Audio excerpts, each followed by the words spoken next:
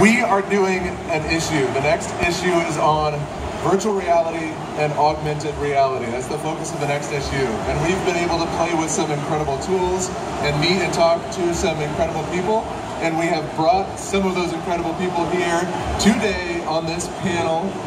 I'm sure a lot of you already recognize several of these individuals. We're going to start though with some introductions. I'm going to let them introduce themselves and explain why they're on a virtual reality and augmented reality panel. Okay, but first, who here has tried Google Cardboard? Raise your hand. Oh, a lot of you. That's fantastic. Who here has tried the HTC Vive? Wow, more than I expected on that one. Who here has tried CastAR? Just as many people as the Vive. That's pretty good. All right. This is fantastic because we have the absolute experts on those specific items here on stage. So we'll go ahead and start here. Alan, would you mind introducing yourself and explaining why you're on this panel? Sure. My name is Alan Yates. I work for Kraft Corporation. I'm a hardware engineer there. I designed the tracking system that the HTC Vive utilises. I've been working on VR now pretty much since the start when we first started our investigations in AI. Hi, I'm Monty, Goodson, also work for Valve, and been working there for about 2.5 years on VR. Like Alan, we started out not quite sure if it would work, if we could actually do it at a consumer price point, but we did a lot of iteration and managed to make it work. I've been mostly working on the display system and figuring out how to get OLED panels to work and convincing the actual makers of those panels to pay attention to VR. There's more out there than just the cell phone market. I'm Jeri from CastAR. We're doing a little bit different system than VR system. We're doing projected mixed reality. But what's interesting is I worked with these guys at Valve Software back in the early days when we were exploring all of it. So that's why I'm here. It's like it's a class reunion. That's what I was going to say. Very good. So one of the very, very common arguments that I hear whenever I'm talking about virtual reality and augmented reality with people, the first thing I hear is, that's not blank.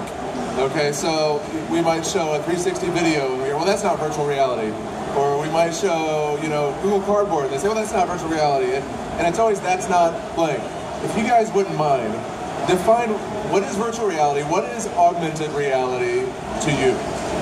What really is the definition of those two things to you? Okay. Seeing I'm kind of famous for saying that 360 video is not VR, let me field that one. I guess to me, all kinds of virtual and augmented reality are mediation of your visual system primarily. Like, there are obviously a lot more to that, and we'll talk about that more, most likely. But it's something that's computer generated or artificially generated stimulus for your body and your brain. Essentially, your visual system primarily, because we're such visual creatures. I think the technology that we've developed now has just sort of gotten to the point where it can properly, more or less, stimulate your visual system. And there's obviously a lot more subsystems of your body yet to stimulate correctly. Yeah, I think that for virtual reality to work really well, you need to convince your brain enough that you're actually in a virtual place. And there's a big difference between things like the Google Cardboard and like Gear VR and some of the newer systems like the Vive that are coming out on the market. And that is the addition of the positional tracking, so that as you move around, the displays, the latency, the tracking, the optics are all good enough that your brain thinks that what you're seeing is real. And you get to the point where people are playing in VR and they forget that they're in VR. They'll go and take a virtual controller and set it on a virtual table, except it's a real controller. When they let go, they accidentally drop it on the floor because they forget they're in virtual reality. So that's kind of like when you know you've gotten there. Yeah, and there's a very overused word for that, presence. I'm not really sure how to define it, but I know it when I see it. And one of them is definitely when you have the experience of being so convinced that it's real that you interact with it in a way that is clearly absolutely wrong, and you just feel like an idiot afterwards, like dropping the controller. Or the experience that I had, I was in Zenblade, and I've got a katana and I'm chopping fruit, and I tried to pass it between hands by putting the point on the ground and letting go of the controller, and naturally the controller just bounced off the floor swung around, and the first thing I thought is, oh my god, I've cut my legs off, because all I see in virtual reality is the thing spinning around in midair. So it's moments like that that kind of convince you that tech has got to the point where we can convince your brain that you're really there.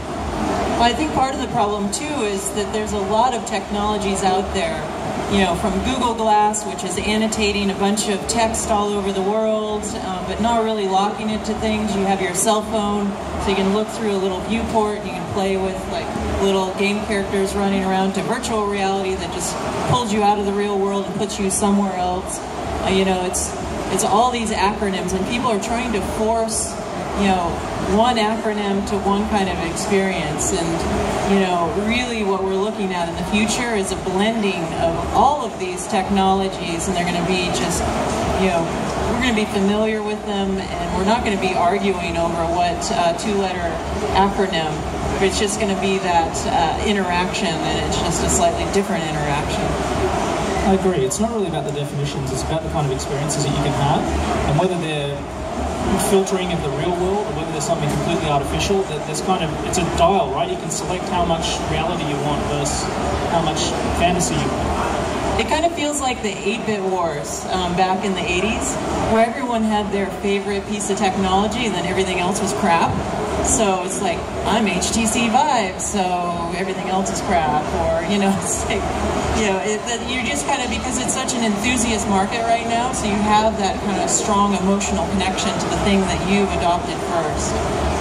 Well, I think a lot of that is because of how, interactive the technology is. It really gets into a person's head at a very fundamental level, and they get very passionate about it. Okay, that's very good. Those are some fantastic points. You were talking about the presence. Do you feel that, and I'm going to quit using the word presence now, because we've talked about this, it's becoming a metric of some kind, but it's a completely, there's no way to measure it. So it shouldn't be a metric. So I'm not even going to use the word, because we don't want to use it as a metric. But do you feel like complete immersion is the end goal? Or do you feel like that's kind of a side path that we'll take? I mean, and I'm actually kind of curious to hear kind of Jeri's takes on this, because her product that you've been working on is less of a complete immersion and more of an augmentation. But it's not like what we envision also when people talk about augmented reality. It's kind of this new middle ground direction there. So I'm curious on your thoughts on that. I think it's what markets you're going after, or who's going to be doing it. I think in the next decade we're going to see a blending of all kinds of holographic types of experiences. There's going to be eyewear-free displays that we walk into our house and we talk to it, and we're going to see a holographic experience show up in front of us, and that'll be one type of experience, and it's not going to be very immersive, but it's just going to be a natural type experience. And then as you start to dice up the different types of experiences, you start getting more niche and more niche to, you go to the extremes where people are going to take virtual reality and have the virtual reality like location-based experiences. So you go for the ultimate immersion, and you have dedicated space. So, I think in the long run, 99% of the world is going to be kind of engaging in this technology in more of a less immersive way, but more integrated into their life. And the enthusiasts are going to be clearing out the furniture in their living room and having like holodeck battles and stuff. Most of this crowd will probably be, dedicating to a hologram room. When we first started, we were really focused on just getting the headset right, because that was probably the hardest piece. And until we had that right, nothing else really mattered. But once we got that working, usually the first thing that people did was they would go out and reach for something, and they have no hands. They don't see their actual hands reaching out. They go, "Where are my hands?" And it felt really weird to them. They broke them out of that immersion. Once we added motion track controllers to go with that, even though they weren't representing the actual hand, it was representing the tool that they were holding. And that was enough to convince them that, hey, I have hands now. And now that they felt like the immersion was complete enough, that they felt present in that experience. And so that's like kind of an example of a threshold that you have to get over for a lot of experiences. We're not there yet. There's still things like you look down, you have no feet. It's like, where are my feet? So you can see like a continued progression of adding more and more of your senses in order to improve the immersion. But each one of those adds a bit of a barrier to entry. So the question is the barrier to entry, or is the experience you get high enough to put up with the barrier to entry? Putting on a headset is a big barrier to entry, but the experience is compelling enough, people will do it once they try it out for the first time. I agree. The display, as hard as that was, stimulating the rest of your body or tracking the rest of your body is going to be that much harder. We've only just scratched the surface, and things like haptics, like providing appropriate force feedback to a person so they feel like they're actually interacting with something, is extremely difficult. Also, if you actually could simulate all the experiences in the world, like go and push on a wall, lean on a wall, a machine that could do that could probably be so powerful that it could tear you apart, right? So there's some safety aspects with that as well. Doing it properly, and then also having agreement between your ears and what you're seeing, it's going to be very, very challenging. And you've got to wonder at some point, is it easier just to interface directly with the brain and do away with trying to push on the body or interact with the body at all? But that's pretty scary as well. How many years? You're going to put me on the spot, aren't you? Let's say at least 10? Maybe 10 to get it working in the lab, and then what, 30 more for get through FDA approval? Oh yeah.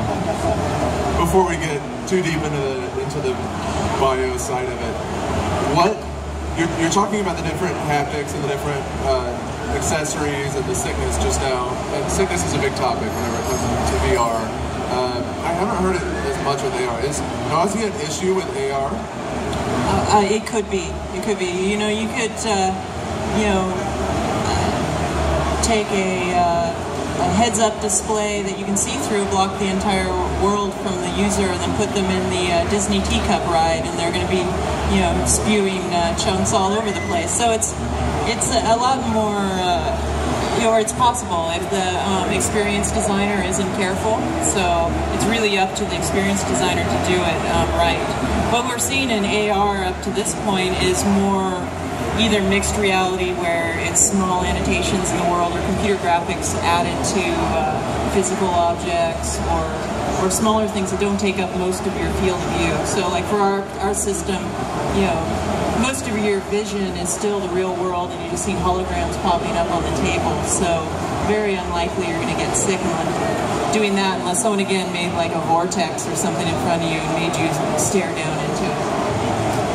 Virtual reality, I think, is probably a bit harder to keep people from getting sick, and that was like one of the original goals was figure out the technology to deliver the kind of experiences, the immersive experiences, without getting people sick. And that required like perfecting the lenses, displays, optics, all of that in conjunction. And the real test is when you can take somebody that gets sick almost instantly just playing a normal 2D monitor or a game on a 2D monitor. There's like people at Valve who make these games for a living. These first-person shooters, really fast-paced, and they can't even play their own games because they get sick watching it on a monitor. But now we can put those people in virtual reality, and they don't get sick, as long as the game designer itself isn't doing stupid things like barreling you through the virtual environment artificially. Yeah, it all comes down to the content creation. The technology now is at a point, at least in virtual reality, where we completely take over all of your visual field. The tracking and the display technology is now good enough that as long as the content creator doesn't do something that has a mismatch between what you're perceiving with your ears and what your eyes are seeing, we can generally, 90+% of the population will not have a problem with that. So, I'm going to jump back to a different topic. I mean, the sickness is a big topic, but it's kind of been solved more or less. I get sick super easy. Just watching other people play video games makes me sick. I can play them, but if I watch someone else, I get sick. If I'm in a car and I look down and look back up, I get woozy. But I've played these. I've got an Oculus Rift. I've tried the HTC Vive, and I only get as uncomfortable as I get putting on my glasses. So it's not bad. So we're going to leave that topic, even though we could talk forever on how to get around that. And I'd like to bring up accessories and like the accessories to your VR and AR, and how this relates to the maker community. I'm not sure that you care that much, but why do we have a bunch of VR people on stage here at Maker Faire, right? Like, That's probably a question at least somebody out there is wondering. Why are they even here at Maker Faire? There's several reasons, but the connection that I see, aside from the fact that a lot of this stuff kind of began in the maker movement for some of the people, aside from that, we have this huge area that's opening up now. Now that they've produced the HTC Vive, the Oculus Rift is on the market. I don't know when you're coming to market, but soon. So now we have, okay, we've got visual tackle. How are we going to deal with haptics? And that's huge because like Alan was saying earlier, there isn't a one device fits all. You're going to have to build all these different devices for these experiences, you know, and this is where you're going to see all of those things created.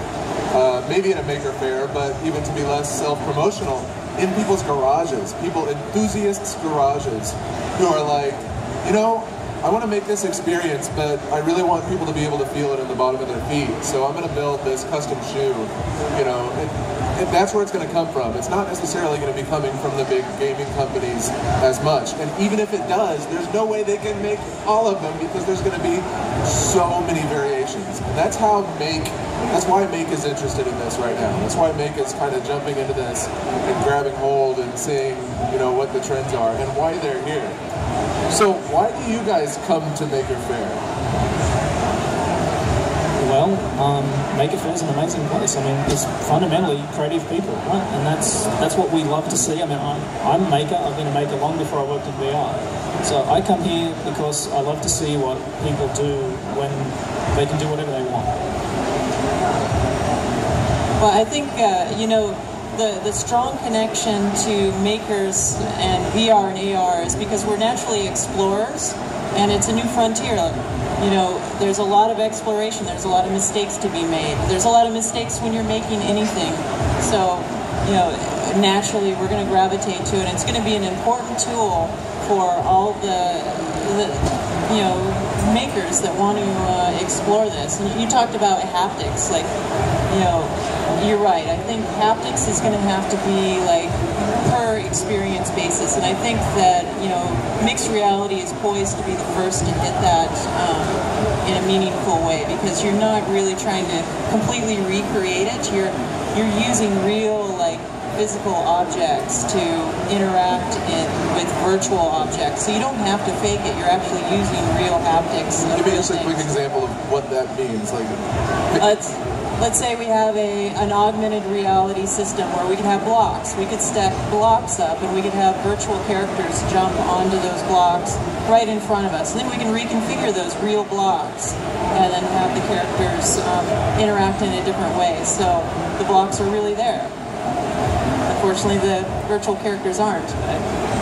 When we first started with virtual reality, or developing virtual reality, we were really worried about getting enough content developers on board. Turned out not to be much of a problem, because we essentially hit reset on the game development community, and every sudden everybody was starting from scratch again.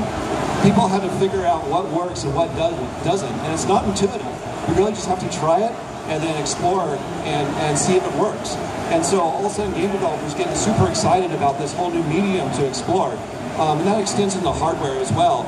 We don't know exactly what all is going to be a really good experience and what's not. So we see a lot of experimentation out there. And since the whole kind of scene has been reset, there's a lot of opportunity, I think, for makers and everyone to explore new input methodologies, a new way to improve the level of interaction.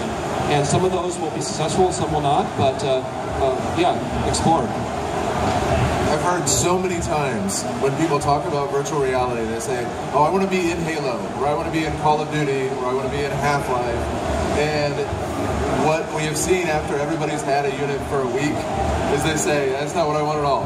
And it's turned out there's this whole new like area, and Monty was saying this, but it's interesting that it's almost been universal. Like every developer has jumped into these experiences that they thought that they would want.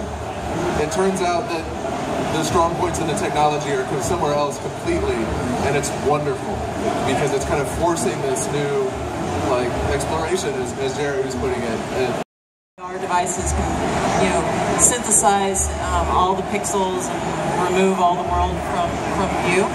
It's just going to replace VR. I think there is going to be a bit of a convergence.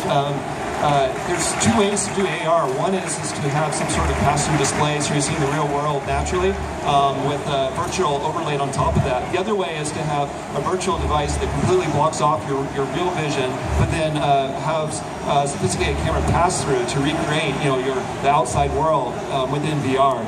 And that latter one may be even a little bit easier and start to offer some AR experiences sooner than we can perfect wide field of view AR displays, because physics is hard there. Yeah, the display path for a true AR display is with projection over the real world is incredibly difficult. Like painting black is super hard to do, so you have to make everything sort of bright to cover up the real world underneath.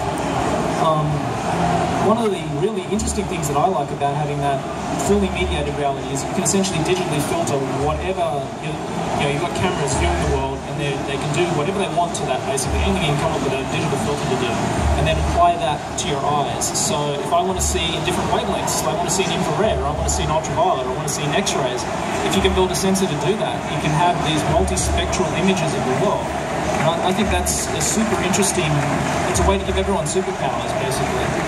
And also, you can then annotate that, and everyone loves all of the annotated ideas where you see everyone's name above their head, and, for a person like me who's terrible with names, that's great. It's like, I come here to Maker Faire, it's like, oh, I know you, but I can't remember your name. Whereas having their name up there, that would be fantastic.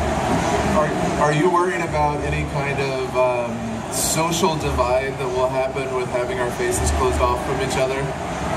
Yeah, I mean, I think there's going to be different scenarios where a totally immersed, VR headset with a pass-through camera is going to work better than a true see-through AR display.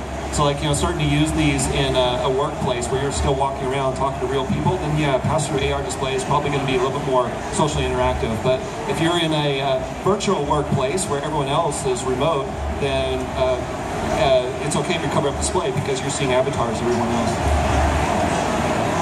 Yeah, you're right, it is a difficult one, particularly in that transition region where not everyone is using it, because obviously you could see what that person, pass through their face and visualize that if everyone's connected together.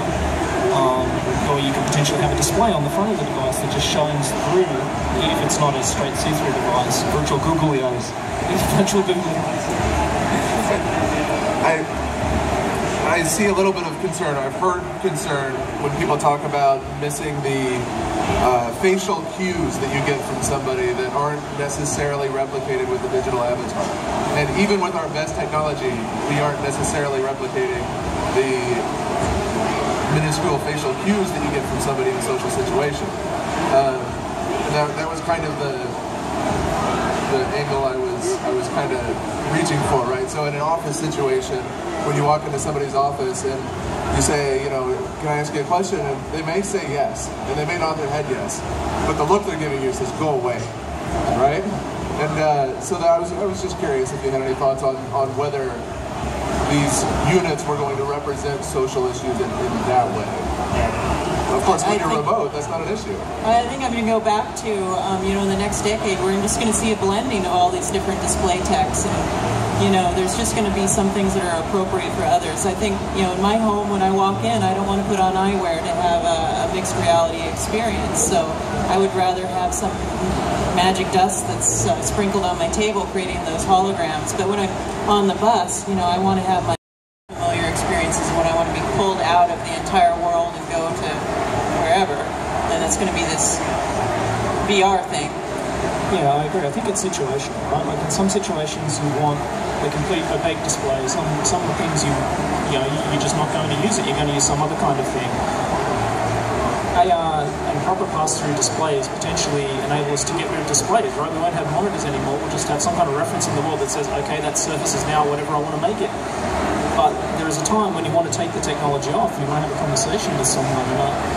I think, like all technology, it's not polite to collect your phone at the table and ignore people. I think humans will deal with that the way they always have. Just like it's rude to read a book when somebody's trying to talk to you. I think the facial expression is like an interesting one that we have to still explore and see what is sufficient to be able to convey the visual context. So I think one example is a new technology that will probably be coming to VR soon is eye tracking. Eye tracking is really hard to do well, but there's some things that's a little bit easier to do with, like telling where your eyes are pointing, just for virtual context when you're in a virtual environment talking with somebody else. Knowing that they're actually looking at you or looking down at the floor, I think is going to be really important. And that's something that we could potentially do sooner than we can use eye tracking for harder things like foveated rendering. Is eye tracking enough, or knowing your eye position enough to convey that the visual context, or do we also need a camera pointing at your mouth and your face? I don't know. That's another thing we'll have to explore. There is a darker side to having all that information, depending on who has access to it. So if someone is imaging your face, continuously, particularly if the system understands the context of what facial expressions you're making. I mean, advertisers are obviously going to pay a fortune for that kind of information. I looked there and I saw something that aroused me or interested me. That's a bit of a privacy, an interesting feature.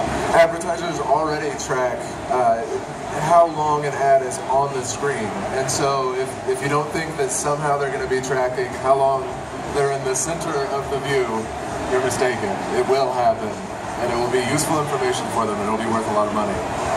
So I wanted to comment back on the facial expressions. Some of the stuff that we see in our lab that's really interesting is the social aspect of AR, because we are seeing each other's face.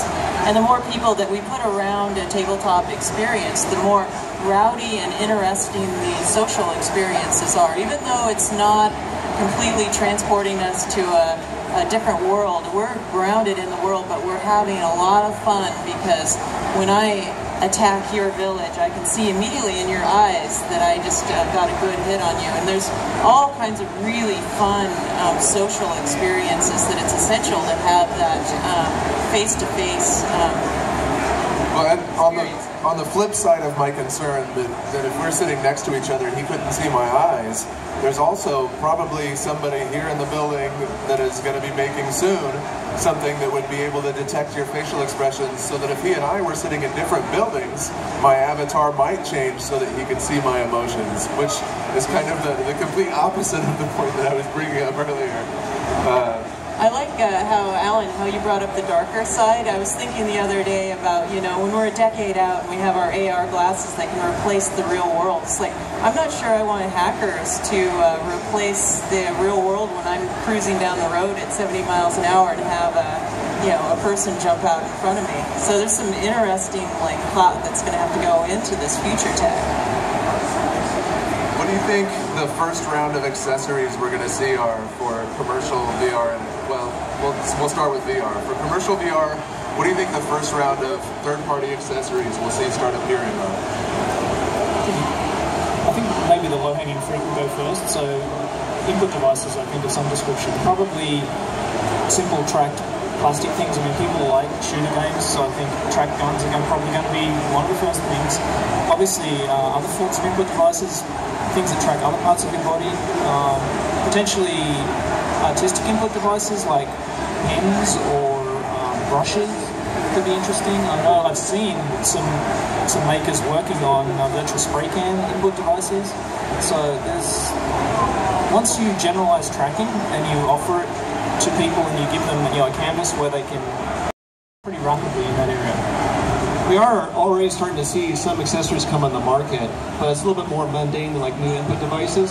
A lot of it's just around ergonomics. It's really, really hard to make a one-size-fits-all thing that fits on your face. And so we're starting to see people offer custom, just foam face gaskets or eyeglass, prescription eyeglass covers that go over the lenses so you can wear it without your glasses. Little things like that we're already starting to see. I'm going to open up to questions in just a moment, but before that, I'm just letting you prep your brains, start thinking of questions.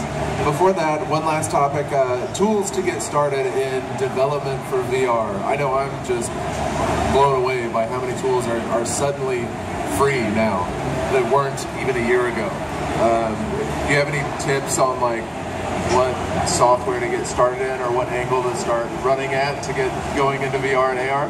Unreal and Unity, for sure. I mean, those are game engines. these days, pretty much anything you want to do to get a scene going in VR is super simple. You just click a couple buttons and it'll start showing up. Same for AR. If you can learn how to program those game engines, that's the first point. Yeah, absolutely. The game engines all now have support for most of the different tech out there. It's super simple to use. It's not that much different to using a CAD program like Tinkercad or OpenSCAD or something like that to create a scene to do something basic. And then they all have scripting languages or languages where you can bind actions to things. And even Unreal even has a drag and drop. I mean, it's not like Scratch, but if you've seen Scratch over here, it's very drag and drop, where you don't even necessarily have to know how to code to be able to make some really impressive stuff. All right, I'm going to open up the floor to questions. Who has questions for our panelists? Let me start over here. So VR and AI seem to be maturing simultaneously. Do you guys have any insights as to what the impact of AI might have on VR? That's a really good question. AI could be used positively or negatively in that context. So some of the darker things that I talked about, advertising, I mean, AI is obviously going to help there a lot or hinder us, depending on how you think about it. Also, artificial intelligence could potentially help create these experiences or mediate these experiences for you. So maybe some of the creators of new content won't be humans at all, they'll be machines. So I think that's quite interesting. Also, all of that data that's being collected about the world has to be, if Google and the like are going to go and map the entire planet using these devices that are out in the world, they're going to need ways to reduce that data and turn it into useful things. I think AI and deep learning has a lot of potential there. I think in open VR experiences, it's been really interesting to see how many things will break immersion. Job Simulator is one popular experience that the developers have spent a lot of time on interactions and thinking about how people will interact with a virtual kitchen, and if they go and put a piece of fruit in a microwave oven, what happens? And actually program that. Every little interaction that the user might do, they have to think about and program. I can see where it becomes more general, and you could use a little bit of AI in order to take care of some of those interactions and automatically do things in order to prevent the user from doing something the programmer didn't think about, and have it not work like the user expects, and then therefore break immersion. That compared to other game experiences where you control a lot more of where the user goes. There's a lot of times that VR and AR games break because you go and you stick your head inside of the microwave, and you have to actually account for all of these head positions that never existed in a conventional video game. But yeah, it's also one of the reasons why storytelling using VR is quite challenging, because you can't control where the user will look. Cinematography in a full, volumetric space where someone can experience it is, well, no one's worked out how to do it yet. And I think that's an interesting challenge for future content creators, is just working out how to focus people's attention in that medium. All right, next question. We got this gentleman right over here. Yeah, I was just wondering if each of you could share your favorite or several favorite demos of VR or AR. Once we all get these headsets, what should be the first thing that we download and start playing with? I think one of my favorites is Universe Simulator, because it allows you to take planets and moons and suns and basically explore orbital mechanics, and then when things go wrong, they're modeling the collision physics of that. If you take two suns and collide them together, it goes supernova, and it's done all very beautifully, and every time I try to do something with it, I'm constantly amazed at just what they thought of how to model it correctly. It's very beautifully done.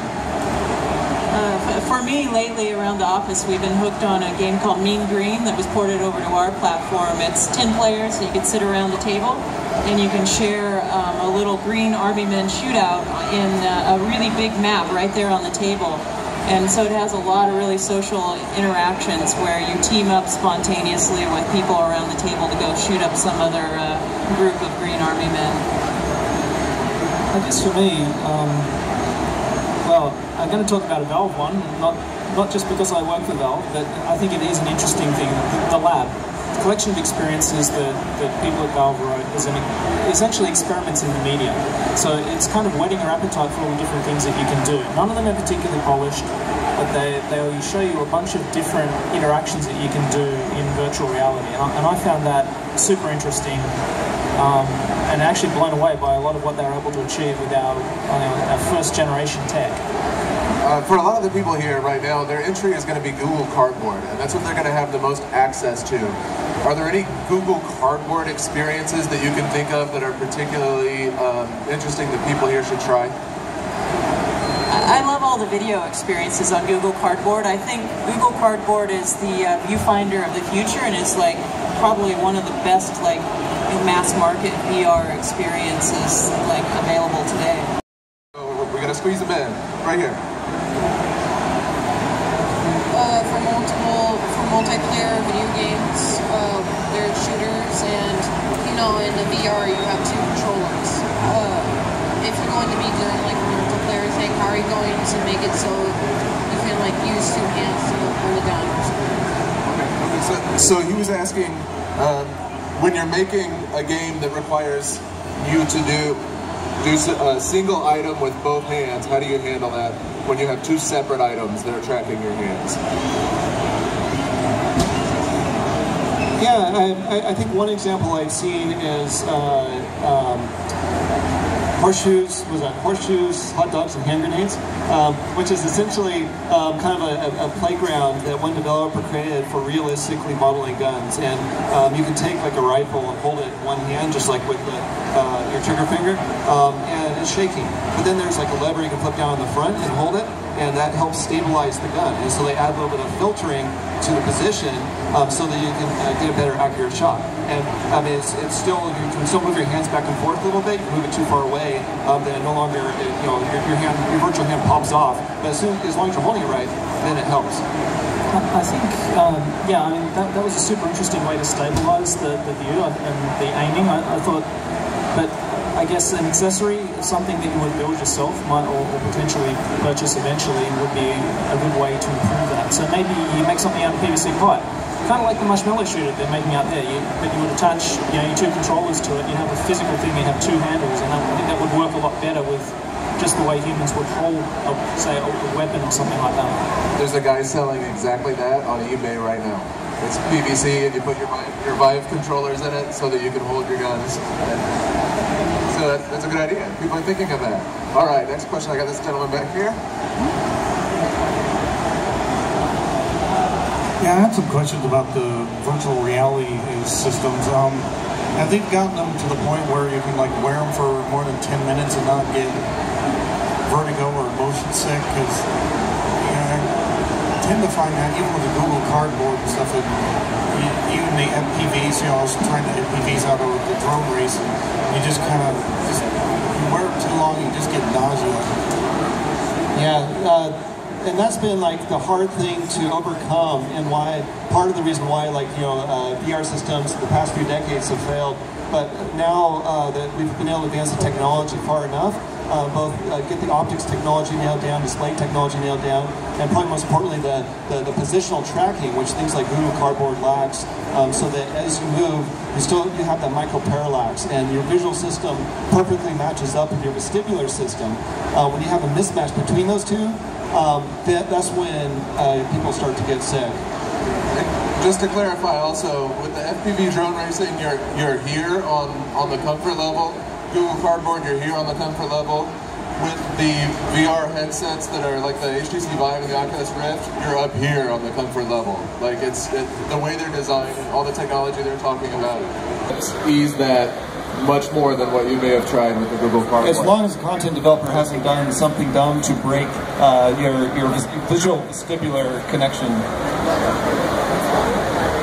So my question to the panel is, do you think hygiene will drive the adoption rate or affect it in any way? And also the available VR options that are considerate of the hygiene factor, will they also become more proliferate, or many different ways of doing that? Yeah, it's a good question. That is actually one of the accessories that we have seen already. So there are people making covers that fit over the facial interface that makes contact with your body, and that's been super popular. People have been using them, particularly in the demo situation where you have hundreds of people coming through and they're sweating all over the thing. You can wipe it down, or you can change it out between each person, and that's we take alcohol wipes and we wipe down everything in the lenses before we show it to another person to try and mitigate that. Very good. One last question. And back here in the hat. So, for someone who doesn't know much about AR, to learn more, are there any books you can recommend that we could read up on?